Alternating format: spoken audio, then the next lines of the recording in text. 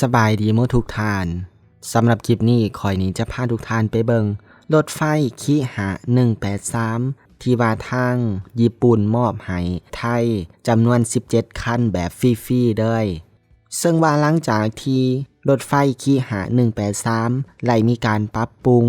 กวดสอบและซ่อมบำรุงใหม่อยู่ที่โรงงานมักกะสันประเทศไทย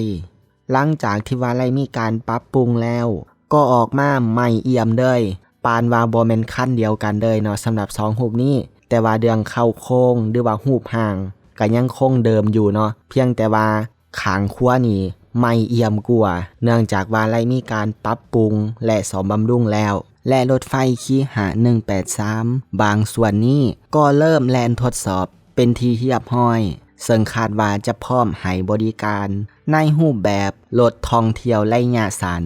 ในเส้นทางไปกลับบ่ถึง300กิโลเมตรโดยคาดว่าจะได้เริ่มให้บริการจริงประมาณปลายเดือนกันยายนนี้ซึ่งความไวสูงสุดของรถไฟคิหะ183แม่นอยู่ที่110กิโลเมตรต่อชั่วโมงซึ่งสำหรับใครที่อยากรู้รายละเอียดว่าประเทศไทยปรับปรุงหยังแหน่กับรถไฟคิหะ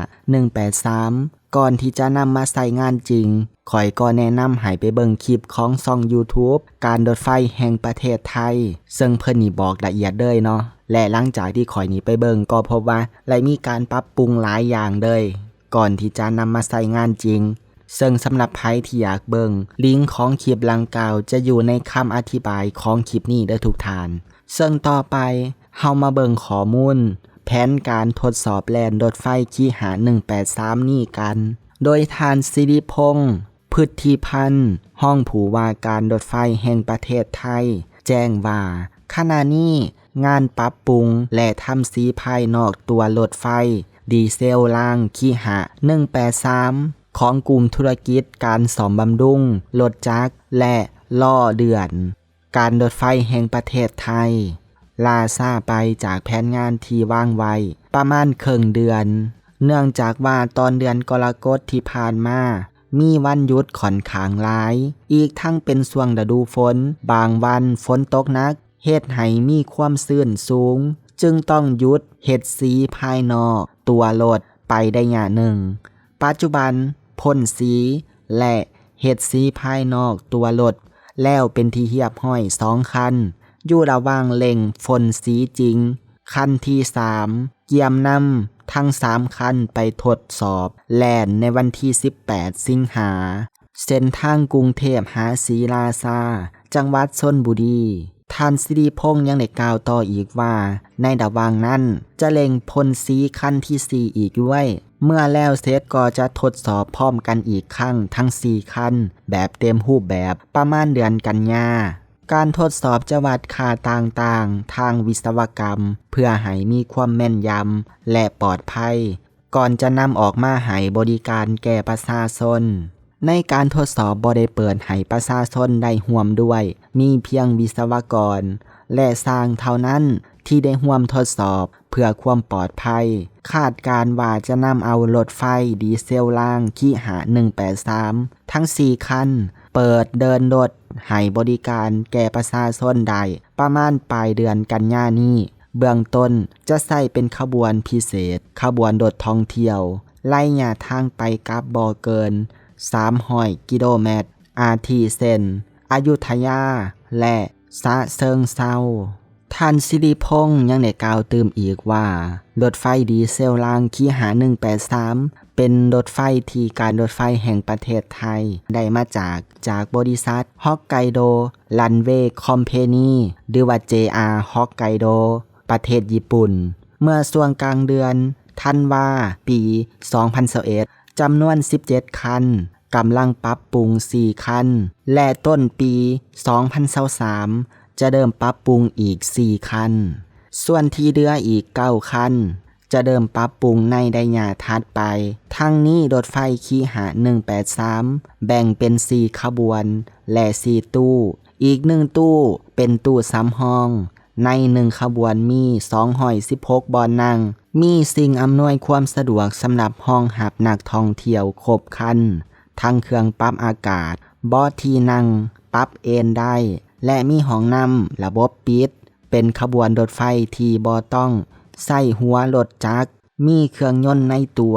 เฮ็ดความไวได้สูงสุด110กิโลเมตรต่อชั่วโมงสำหรับการปรับปรุงและการเฮ็ดสีภายนอกตัวรถนั้นการรถไฟแห่งประเทศไทย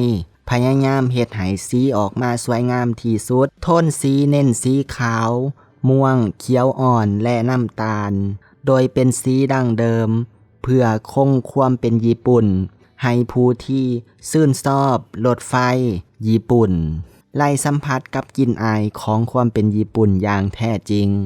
ขณะที่ตัวอักษรต่างๆอยู่เทิงป้ายต่างๆที่สำรวจและลอกแบบจากของเดิมและได้มีการเฮ็ดใหม่ทั้งหมดอีกทั้งยังคงใส่ภาษาญี่ปุ่นคือเก่ากับภาษาอังกฤษเป็นหลักมีภาษาไทยแทรกอยู่น้อยหนึ่งในบางจุดที่สำคัญบ่ว่าจะเป็นในห้องน้ำและจุดฉุกเฉินต่างๆเป็นต้นต่อมาเพจ Facebook รถไฟดีซึม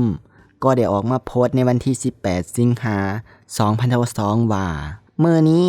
สาวกรถไฟญี่ปุ่นในประเทศไทยคงตื่นตาตื่นใจบ่น้อยเด้อเพราะว่ามื้อนี้คีหะ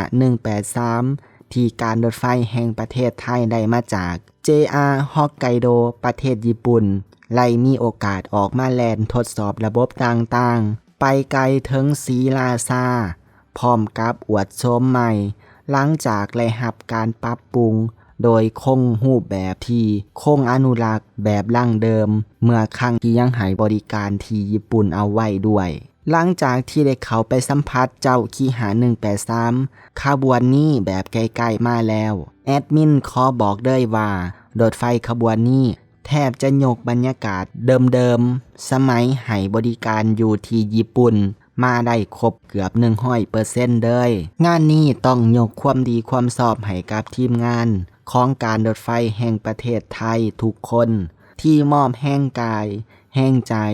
ให้ความหักและเอาใจใส่จนสามารถคัดเกาคีหา183ให้สวยงามได้ลังเดิมนับว่าเป็นเกียรติกับ JR Hokkaido และกระชับความสัมพันธ์อันดีระหว่างไทยและญี่ปุ่นไล่เป็นอย่างดีอันนี้ก็เป็นทางเพจรถไฟดีซึมเพิ่นนี่ได้ออกมาโพสต์เนาะหลังจากที่ว่ารถไฟคีหา183ได้มีการแล่นทดสอบในวันที่18สิงหาคม2022ที่ผ่านมาซึ่งก็ถือว่ารถไฟของไทยตัวนี้ใหม่เอี่ยมเลยเนาะแล้วก็เบิ่งรูปทรงแล้วรู้สึกแบบแปลกตาดีเนาะแต่ว่าความแปลกตามันก็งามไปอีกแบบนึงสำหรับคลิปนี้ไผนี่มีคำคิดเห็นแนวใดก็คอมเมนต์บอกกันได้สำหรับคลิปนี้เองข่อยนี้ก็จะมาเพียงเท่านี้ดะขอขอบใจเมื่อทุกท่านที่เข้ามาเบิงแล้วเฮานี่มาเจอกันใหม่